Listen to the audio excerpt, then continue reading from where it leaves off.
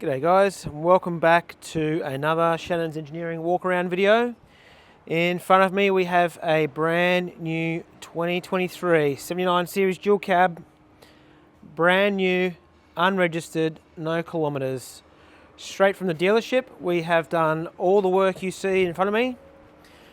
Just doing a little walk around video to show you the whole thing in an overview.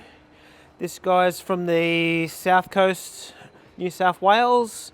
Hadn't met the guy until recently. He popped in for just a catch up so I could show him through the car and where we're at, but now the car is ready for pickup. So he's on the way over and he's going to drive it home. We currently got a blue slip and all the engineering done, so he's going to go to the Road Traffic Authority, which is literally next door to us, and he's going to go and pick up some plates and drive it home. So things you can't see on this build, I'll just go through quickly, is it's been wrapped in XPEL PPF, so it's extremely smooth and extremely shiny. Not only that, but they've also done a ceramic coat on it as well, so extremely clean and easy to keep clean as well. So that's one of the things I might as well point out, which you probably can't see on film. Another one is we have Raptor coated the chassis from the very back all the way up the front, all the way up here, and even into the front wheel arches. So on a standard car, this bit here is actually car colour, so that would be a sandy taupe. So now it's all covered in Raptor, and that is great for stone protection, rust and longevity of your car and your chassis. Now don't forget, these cars go on the beach a lot. They get a lot of stone chips from corrugations and dirt roads and things like that. So doing that to the vehicle at the very beginning is probably going to be the best thing you can do to keep your car as new as possible for as long as possible. And you want to do it first. So you can see that we've done the actual chassis part there, and you want to do that before you bolt on any other accessories for obvious reasons. We actually have another car over here which we've done. Be a lot easier to show you while the tray's off. Okay, you can see there, the chassis has all been painted, all this has been painted. A lot of the cars coming to us lately come really rusty. I don't know if it's just from being on the boat or a poor paint job from Toyota, but so that's had the tow bar fitted obviously, but again, first thing we do is get all that painted before we start putting any accessories on the car, including the suspension. Okay, back to business. Okay, where do we start? So up the front we've got the ARB bull bar, deluxe bull bar up the front, and with the Runva winch tucked in the front there, and a Sabre winch hook. Also got recovery points, radiator bash plate, and we've got some Steady Type X Pro. Sorry, I did say Runva, I meant Warn. This guy's gone with a Warn winch. ARB side steps, and we've also Raptor coated the front flares as well. These come silver from factory, so we've Raptor coated those black, and we've also powder coated the side step treads black as well. Okay, we've got window tint. We do have the window deflectors on the windows there, and our roof platform tucked in nice and neatly close to the roof with a 40-inch light bar up the front there.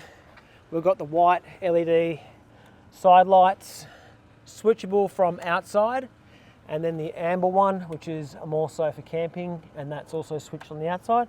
And then just for an added feature, we've also got them switched down here. So how about that, eh? Now that's good for four-wheel driving, camping, finding tracks, finding letterboxes, you know what I mean. Very handy to be able to turn them in from the driver's seat, and yeah, like I said, it's good for full driving at night. Obviously full size, well, we call it a 3/4 canopy, but that's the biggest size you can get on a dual cab, simply because we have the spare tyres hanging over the back there. So the tyres are actually on the tray, and it's taking a lot of weight off the canopy, as the canopy is aluminium. So having an extra 100 kilos on the back of an aluminium canopy is going to put all sorts of stress on it. So that way we put a lot of weight onto the tray itself, and you don't have such a big rear wheel overhang. Up the top there, we've got the Alucab Gen 3R rooftop tent with two 100-watt solar panels up the top, and we've even included some load bars up there so he can put his surfboard and a few other bits and bobs. To accompany the rooftop tent, we've got the Dash 270 hard shell. This is brand new on the market at time of fitting, and I'm yet to see that set up, but this one doesn't have any poles, so it's a full freestanding. The structure inside is designed to be a little bit more stronger, not requiring any legs, so we haven't actually opened it yet, so I'd like to see how that works. The canopy comes off. If you look here, you can see we have our cable, the way the cables come out and plug onto the tray. Now, all our trays and canopies wiring is the same, using the same plug system. So if at any time you wanted to take the canopy off, you just unplug it there, and that'll be your internal lighting, your canopy battery, your central locking, your rear camera, water tank sensor. There is a water tank underneath the tray, and that's all working on the EnerDrive system inside the canopy, which I'll show you in a minute. Around the back, there's a camera. We've got a camera up the top there, and we've even got a camera down the bottom. So that's for reversing into a trailer and parking. And this one's more for checking on the traffic, lane changing, checking on your trailer, seeing who's behind you, things like that. Folding ladder, all aluminium, going up into the palace. Two spare tyres on the back, obviously. And if you look at our tray design, we have our water tap outlet there, high pressure tap outlet, and our diesel filler. So that's how you fuel the car, the standard fuel tank, and that's a standard fuel cap, and it's lockable. So we've removed it to the back, that way you can fill up at any side of the service station. Makes it a little bit easier.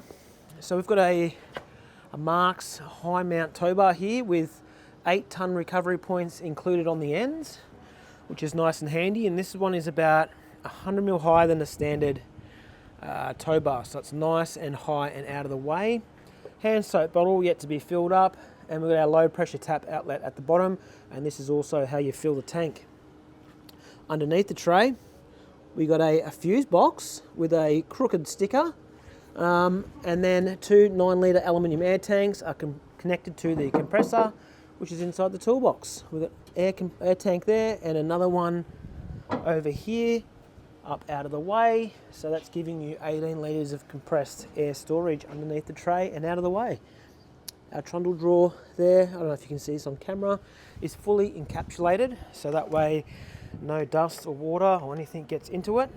And something that we've just brought out are some nice new canvas bags, clear top bags to fit in the trundle drawer nice and neatly. So these are made in Australia. We're going to be selling these on our website very soon. By the time you watch this video, they'll be available, and they've been designed specifically for our trundle drawers, for all your knickknacks. They fit nice and neatly in there. Now the trundle drawer number plate light is also the trundle drawer light too, so it's easy to see in the dark. And you've got a reverse spotlight there, and these tail lights also have reverse in them as well. So while I'm talking about the reverse, we also have LED rock lights under the tray, 2 at the back and 2 at the front, and that is going to come on when you put it in reverse, and that way the whole ground out here is all lit up, and it's nice and easy to see reversing in the dark. While I'm down here, we've got the Toolkit 3.5-inch exhaust. It's a DPF back kit, and it's been designed to fit the J-Max coil conversion. So now we're underneath the car. I'm going to show you what we've got here. We've got some nice big coils there, and a replacement rear diff, which is wider to fix the rear track correction. We've got upgraded brake lines as well. You can see that there, the blue stainless steel brake lines, diff breathers. It's a 4.2 GVM with the J-Max Alpha shocks tucked in away nice and neatly under there. Maybe I'll get under here and we can have a look. Yeah, that's a bit better. You can see the shocks there, those 2 canisters, nice and safe up the top. And then we've got the exhaust system there, which I mentioned earlier, and the 4.2 tonne 4-inch lift springs underneath. stainless steel exhaust all the way up to the DPF, and we've even got some nice billet radius arms from J-Max as well. Sway bar spacer there, and the same shocks in the front. So 4-inch lift, 4200 GVM, all done pre-rego SSM, so it's all legal Australia wide. Okay, we've got a stone deflector there if I didn't mention that earlier. Safari snorkels, Ocam mirrors. Now let's have a look inside the canopy, shall we? So single lock, these all have central locking, by the way. So single lock entry, nice and easy. You can open it with one hand. If your other hand is full, you don't need to unlock two locks. And we've got our automatic lighting built into the doors with an on and off switch there. And the lights are also inside here, if you can see that on camera. So we've got white, off, and amber mode. I mean, it's not showing much now in this video because it's the middle of the day, as you can expect. Now, Ben has decided for a more open plan living design with a canopy. He wants to sort the interior out later on, but in the meantime, he wants to keep it nice and empty. We're going with the EnerDrive system in this canopy. As you can see, this little nook here, this is hiding the fridge on the other side, which I'll show you in a minute. And we've put all the electrical work on the back of the fridge there. So we've got a 2000 watt inverter, a 40 amp DC charger, a 40 amp AC charger, which means we can plug this canopy into 240 volt and charge the canopy from mains house power. Hidden in the wall at the front there, we've got a Dometic 2000 watt slimline battery hidden in the walls, and that way we don't need to take up any space like our earlier canopies.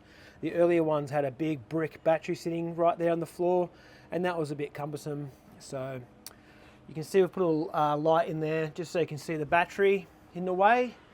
If you can see that on camera, we've also got the battery reset button up there, so if you do flatten the battery to dead, it will self-preserve and turn off. So to turn it back on, you need to have your engine running, and you turn that switch up there, and that'll light it back up. So running the EnerDrive system, we've got the Cymarine display here. I'm not sure if this camera's actually picking it up or not. The screen's a little bit dark, but we've got all our stuff here right in front of you, easy to see. Water tank sensor, like I mentioned earlier, showing you how much water you got in your tank. Fridge temp, barometer, battery voltage, and all your current drawers there with the 4-channel shunt. You can turn your inverter on from here, so you don't have to climb in and press it. And we've got USB and USB-C outlets here and on the other side. On the back wall, we've got an AC power point, double GPO both sides. I don't know if you can see it over there. I hope you can see that. So we've got 2 GPOs, one each side, and then we've put a double charger in there for him as well, so he can charge his power tools on the go. Carpeted floor. Now to remove the canopy, you just take this cap out. You might need a key or something. There we go. Take the bolt out, and you can take it straight off. You don't have to get underneath the car and hold the nut. We actually have a thread built into the tray, so you can easily take the canopy off whenever you feel like it, and it's that easy. I don't think Ben will be taking the canopy off that much. So around the other side, let me just carry on. We've got a little vent there too. We wanted a vent installed in the door. So this side, again, straight through storage there for some long things. And then that little vent I mentioned before. You can pop that vent open from the inside. And a little bit of fresh air. So once it's shut, you can't open it from the outside. He's got an 85 litre Dometic fridge freezer, which is all ready to go. All brand new, little freezer area there. And we've even put the fridge sensor in, so you can read the fridge temperature from the display over there. And I forgot to mention earlier, that display also pairs with your phone, so you can keep tabs on all your current drawer and things like that from your phone. Another GPO there. another USB-C there, and that pretty much sums up the canopy from the outside anyway. I might just try and climb the ladder. Let me see if I can do this with one hand as I am holding the camera. So you just undo the thing there, drop the ladder down, and up you go. One-handed, no worries. So while we're up here, we've got the 200-watt solar panels from Enerdrive. They're all plumbed in to the system I just discussed earlier, obviously. Let me just try and do this with one hand. I am undoing the latches.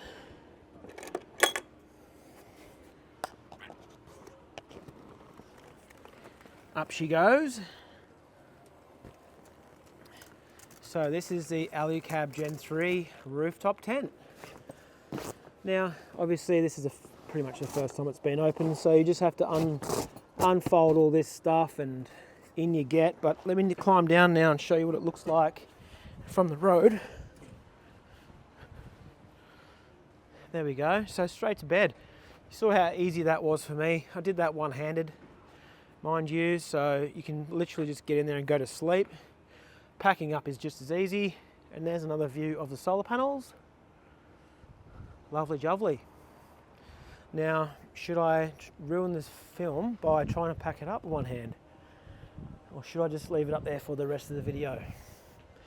Down the back here, another thing to mention, I don't know if you guys can see those, can you see those 250 amp plugs there? Now, they are the genuine way to connect your roof tent power and solar to the tent, but we have actually rewired the tent, so now these are spare. So you've got a spare 12 volt outlet and a solar input. So if you would have a solar blanket somewhere in the grass, or if you're parked in the shade and you want to put a solar blanket out, you can just plug the solar into that. And if you want to plug some camping lighting into the other one, what have you, plenty of ideas for that. Okay, I think I'm going to do this tent thing just to show you how easy it is to do with one hand and how quickly you can get to bed. Now, I am not a tent salesman, so I'm not getting paid for this. I'm going to have to put this camera down while I use two hands. Hold on.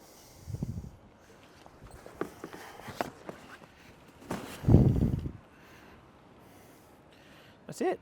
I just pulled on it and we're done. Just do up the latches. Give me a second, let me try and get that in there. Mind you, I'm on the back of the ladder, which is not easy. Not easy one-handed, but anyway, that's the tent done. I'll fix that later. And then fold your ladder up and you're back on the road. Okay, so getting in and out of bed is really quick. The awning I'm not going to try and do one-handed, forget that. Okay, now let's have a look inside the toolboxes. Our toolboxes come standard with our tray package, and you have the option to upgrade to include a ARB twin piston compressor. We've got central locking and automatic lighting. See, you just open the door and the lights come on. That is a little notch out for the exhaust hanger, for those that are asking. And around this side we have our new storage bags, which I briefly mentioned earlier. They've been designed to fit in our toolboxes. And these are really good storage ideas for you guys. Instead of just having a pile of shit in your toolbox, you can actually have some sort of order. And I've even left a little gap there at the front if you want to store some long things. Okay, let's have a look inside the car. Okay, I did mention before this car's been wrapped in PPF, and we've also done soundproofing as well, so it's got a nice solid thud noise. We've got Department of Interior door pods with some Alpine speakers because we have upgraded the stereo. Let me just jump in. Okay, hope you guys can see that on film. We have put a Kenwood DMX in. Kenwood's turning on right now, so we've got the speakers in the doors, and we've also got speakers in the rear doors as well, so the sound is absolutely amazing. We've also got their GME handset there, and the Department of Interior floor console with, like I mentioned earlier, switches for your roof lights, massive pocket there. And now this middle one here, this is your winch isolator, if you can read that, guys.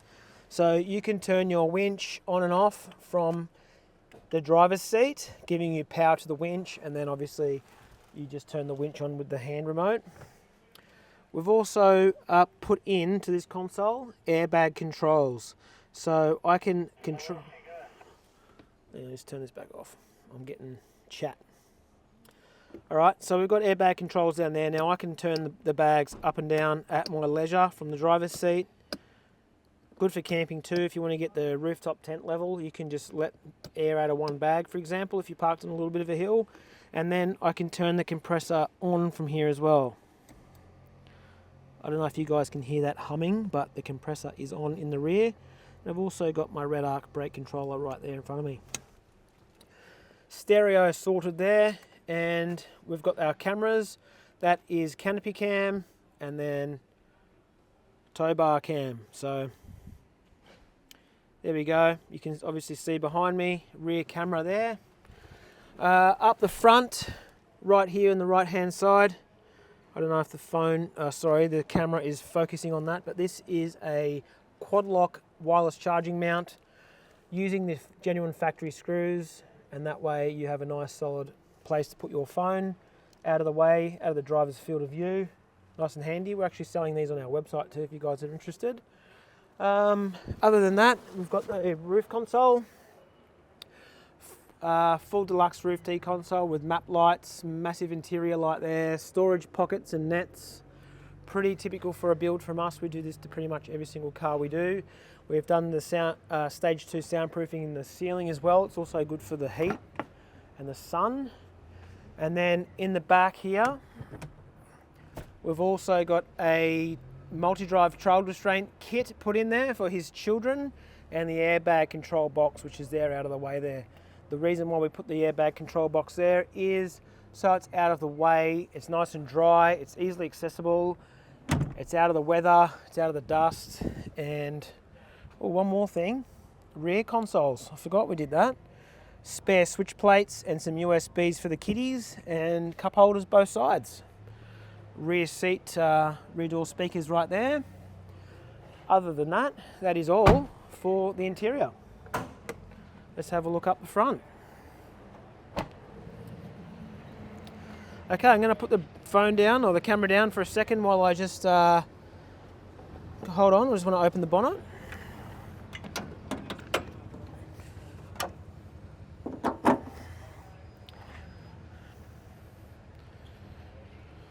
Okay, bonnet is open, and there we have a beautiful V8, brand new 4.5 litre diesel.